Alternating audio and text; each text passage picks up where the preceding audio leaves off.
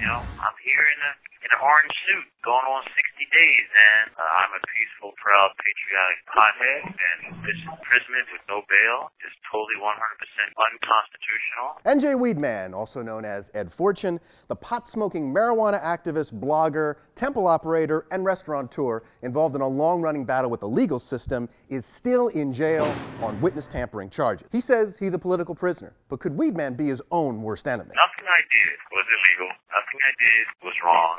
It peed off the prosecutor because I was gloating about how weak her case is. Trenton police raided Weedman's joint a year ago and arrested him on drug charges. That started a nasty social media war between Trenton cops and Weedman that led to cyberbullying charges for him. And then this escalated last summer when Weedman took to Facebook outing the informant who allegedly bought drugs in the restaurant. This is protected free speech. I can talk about anybody I want on my Facebook page. I was not violating any gag order. I didn't make any threats. This is a totally bogus case. And that led to Weedman's arrest on witness tampering charges in early March, which he live streamed. Hands. Give him your hands, buddy. Hands, Ed. Give your hands. All right. Why do it at all? Why put his name out there at all? You save yourself a whole hell of a lot of trouble if you had never done that. Why'd you do it?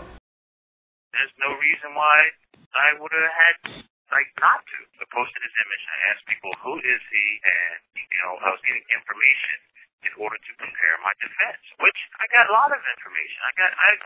I wanted to attack his credibility. A bail reform in New Jersey has resulted in horror stories of people charged with shootings and stabbings, even crimes against children, being released while Weedman sits in jail. However, Weedman's own attorney told me today that the new bail reform screening tool, which assigns a number based on the risk of you reoffending and determines whether or not you go in jail, actually recommended that Weedman be released with an ankle monitor, electronic GPS bracelet, but the judge in the case pointed to statements Weedman had made indicating he was not going to follow the judge's directives to stop naming the informant, and that is why Weedman is in jail. Weedman's attorneys will be appealing the bail and preparing a defense for him. With a tentative trial date of August, it could be a long time before Weedman breathes free air or whatever else he likes to inhale anytime soon. I'm unclear as to why it's witness tampering. He knows who the guy is. The guy ratted on him. I don't know why is that the big issue? That's a fair point, and that's actually Weedman's point, that he says he was calling the guy out to testify. He said, I want you to testify. You're allowed to face your accuser. And the statute actually says that you're guilty of it if you try to coerce someone not to testify. But in the same way that Nelson Mandela became a huge superstar after spending time in prison, I mean, does Weedman think he's at that level? I mean, is he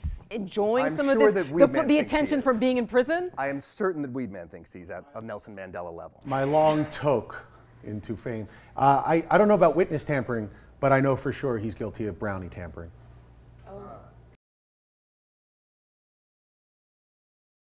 We'll just leave that sit there. Food was iffy. Dude, that's why. If he had good food, you'd be if the food was good, I'd be like, hey, come on. You would be protesting outside the jail if the food was good. Free the chef. Thanks.